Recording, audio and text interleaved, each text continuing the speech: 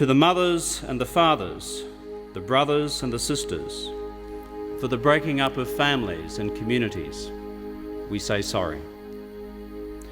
And for the indignity and degradation thus inflicted on a proud people and a proud culture, we say sorry.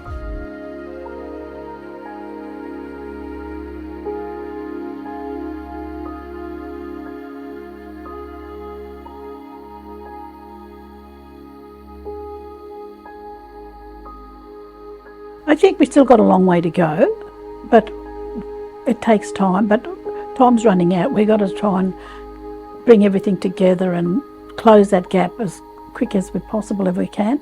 On the 13th of February this year marks the 17th anniversary of the delivery of the National Apology by Prime Minister Kevin Rudd.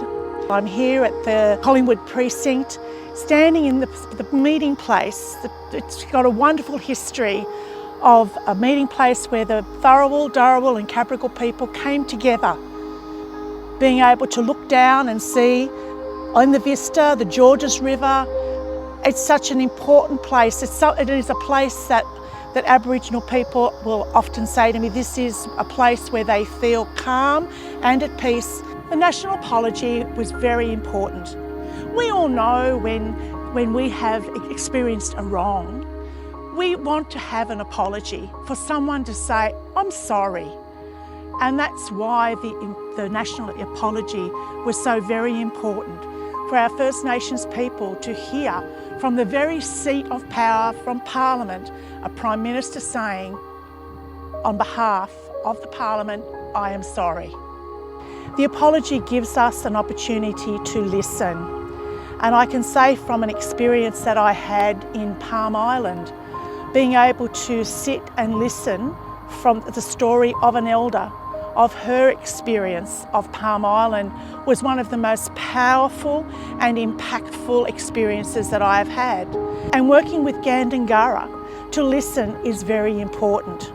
And I know listening to our Aboriginal people on the Aboriginal Consultative Committee and our coffee club members down at Hague Park, I think it builds us as being a more cohesive and closer society and community together, where all the pieces of a puzzle come together, where there is mutual respect and understanding. And that's why we say walk the talk. Walk the talk is important. It's not about the symbols, it's about actually putting into practice the fact of working towards reconciliation.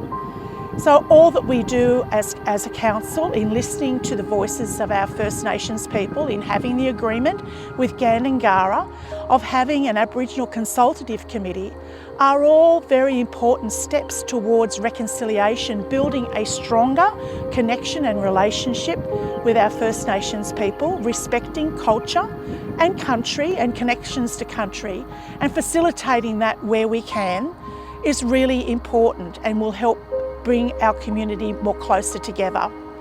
In talking to people that I know in the First Nations community, one of the most profound things someone said to me was, the National Apology said to me, I belong. That is such a powerful thing. We all need to belong to community. It's what we as human beings search for and crave, is to belong. So for the National Apology to be a platform for people to say, well, I belong, this is the first time that I have felt that I belong, is so very important.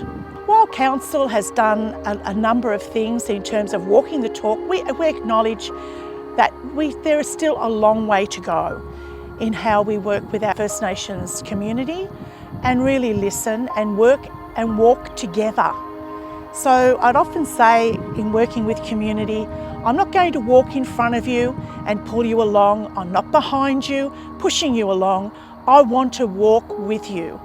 So I think that is important for us as Liverpool Council, is that walking together.